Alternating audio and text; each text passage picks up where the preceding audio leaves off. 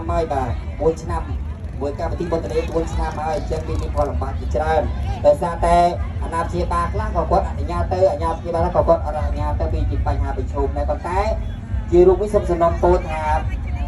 ក្នុងនាមជាខ្មែរយើងត្រូវតែចូលរួមថែរក្សាបុព្វបុរសខ្មែរយើងគេថាបព្វធម៌រលត់ជាតិនឹងរលាយបព្វធម៌ពុនរលាយជាតិនឹងកានចឹងពាក្យស្លោកនេះចង់អត់បានទេបាទចឹងអ្វីដែលជាសំណូមពរម្ដងទៀតតើតើនៅកម្មវិធីរបស់យើងសូមថាបងប្អូនដែលមកលេង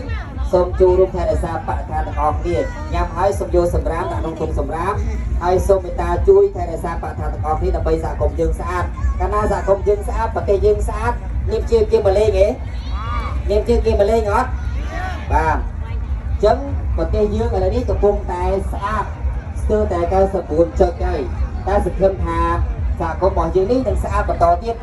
ដល់ថ្ងៃបន្តទៀតបាទអញ្ចឹងបងប្អូនអាចសម្រាប់បាន